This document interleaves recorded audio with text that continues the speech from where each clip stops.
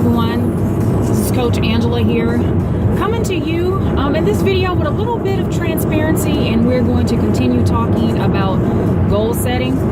This past week has been rough.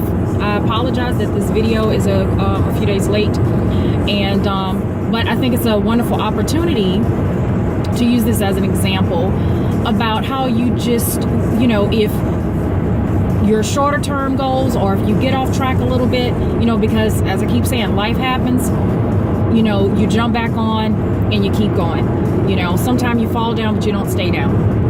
And, I'm not making any excuses or anything like that. I'm just simply going to apologize. And then this will be an opportunity to reassess like the things that's going on in my life to determine, well, is this really a goal, a realistic goal? Is the time frame realistic for me? My priorities. And for me, this series, it is a little bit different in regards to that I am doing this because I felt really led in my spirit to do this. And because if you've watched some of my previous videos, it's like I don't like being on camera. I don't like taking pictures. So the more of the goal and the challenge is for me to just continue to do the videos, because it takes me absolutely out of my comfort zone. And I know that this is meant to help someone, so I'm going to continue to do them. And but in the scheme of my everyday life, I've come to realize that there's a lot of other things that's taking precedence over this, and it's with the people that I'm working with directly one-on-one. I'm the type of person that I get down in the trenches. I don't just talk a good talk, or I want to talk or help people from a distance. I'm the type of person, I'm going to break bread with you. I'm going to dig a ditch with you. I'm going to help you move. I'm going to let you cry on my shoulder. I'm going to make you dinner. I'm going to take you to the hospital and sit with you all night if that's what it takes. That's, how I am. And I've had a lot of things going on this week where I've had to kind of jump in there. Unexpected things. My schedule was, it was a little bit more hectic than expected, or than scheduled, let's say. And, but I dust myself off. I was like, okay, I didn't get it out on time. I could have had a meltdown and just said, oh, just forget it. But no, it's like, you know what? A couple days late is better than not doing it at all, if it's going to help someone. Because I realize a lot of people may want or need coaching services, and a lot of time the cost deters people, and I know you have a lot of people that will simply say, well, if it really matters to you and changing your life really matters to you, you will invest in yourself. You invest in this and that and, makeup and whatnot. But I get it. I've worked with so many people that are really struggling financially. And I mean, they're worrying about putting food on the table. So it's not even necessarily about they don't want to invest in themselves. It's just they have priorities. They have kids, that they have to take care of first. So they might have parents that they're taking care of. They may have medical issues that they're dealing with. And so this is for the people that may want coaching services, but right now they can't afford it. And I would still encourage you at some point to get with a coach one-on-one, because this does not replace that. However, this will give you some of the tools and the skills that you may need to help you to help yourself. And so that's what I'm trying to do. And for this week, this would be an opportunity. Let's say if this was a main priority, like a goal in my life, this would be a time to say, okay, I didn't accomplish this. And this is like the second time it's happened. I was one day late another week, and then like 2 or 3 days late. And to stop and assess and said, okay, well, what's going on? Do I need to change the time frame? What are the barriers that are coming into play? What level of priority is this in my life? When you sit down and be realistic, if you have a family, a lot of time, it's like my wife, or my spouse, my children, meeting those needs, rent, lights, water, all this. I have to go to work so I can provide for my family. And then when you start calculating the hours of the day plus sleep, you know, and having a little bit of downtime, relaxation time, because we all need that. This, you know, whatever your goal is may not be the priority that you would like it to be at this time, simply because you have so many other things that's going on, and that's okay. So in that scenario, what you would do is just, you can still have the goal, but it may be you have to change the time frame of the goal.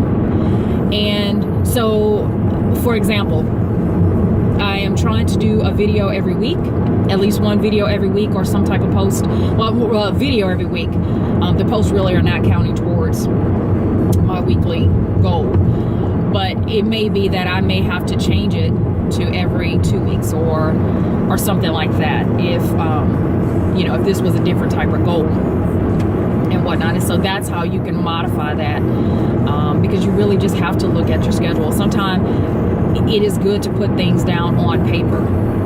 Put your priorities down on paper, then put your schedule down on paper, you know, like on a planner, and see, well, when do I actually have time to do this, you know? And that's okay, that's part of it. So work on that. I hope you've created a goal. The goal that I am going to have for this particular series that I am going to be working on is, I am going to create passive income by creating programs or graphics that's downloadable. I'm going to do 2 per month. Now, obviously I'm going to shoot to create more than 2 per month for sale, but realistically, with my schedule plus this and everything else that's going on, honey, that's a stretch as it is, because it takes time to sit there and create the graphics and, you know, play around in Photoshop, Illustrator, Inkscape, whatever it may be. And but I know that on my wheel of life, one of my lowest scales that I did was for the financial, and because I need to be a little bit more financially motivated. I'm really not motivated by by money as much as I probably should be, but because I'm the type of person that I want to give to others, and so I work basically to make money to, you know, pay bills, sustain myself, and to be able to do a little bit of philanthropy work. And that's something else that was a goal. This is another example about philanthropy. You know, when I was younger, I set a goal that I want to be a philanthropist when I grew up. And at that time, I always thought that it had to be, well, I had to be rich like Oprah and Bill Gates or Warren Buffett, and, you know, so I can give like that. That's what it took. And so, you know, initially go like, well, I have to go and make a lot of money. And I've worked in industries that I made more money than I did in any type of social services, counseling, therapy, or whatnot. And I hated it. I'm not gonna even lie. I wasn't happy at all. And I was like, whoa, okay, hold on. Yeah, I know this over here doesn't pay that much and you have to have a whole lot of education to do it, but I'm just not happy.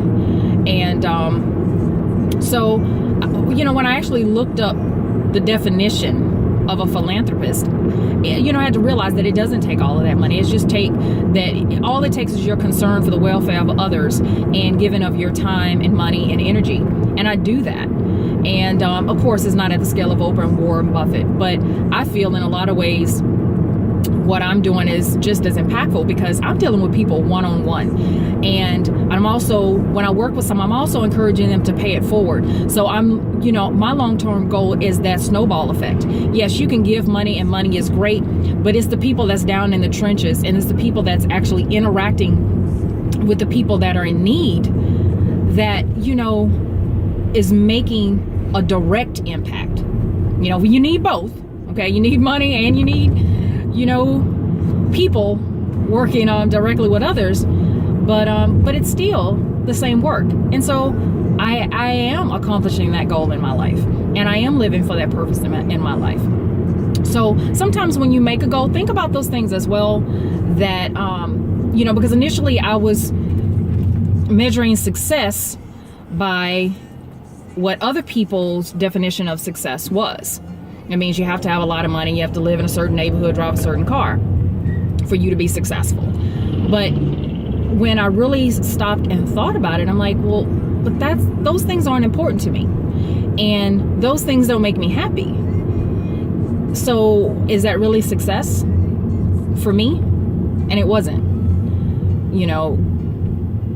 So I had to redefine that, and that's something else that everybody has to do for themselves, because, you know, and I had to go through a period of worrying about, well, will I be a disappointment to my parents? And, you know, because they're like, why did you go to school? Like, why do you have all these loans out and whatnot, and you just choosing to live like a pauper? Like, what's up with that? You know, why aren't you out there to make more money? Yes, I can go into other fields, and I have a lot of gifts and talents that I've been blessed with that I can do, but those things just aren't meaningful to me. And at night I have peace. You know, I can smile and say, you know what, I helped someone. Or when someone calls me or send me a letter, or just come and say thank you, and that they appreciate the work that I did, or the things that I said, or the way that I helped them, or just being there in a listening ear, that makes me feel successful, you know, and like I made a difference in this world. So think about all of those things, and I'll be shooting another video that's talking about goal mapping, because that's very important. And I will talk with you later. Have a great one. Bye.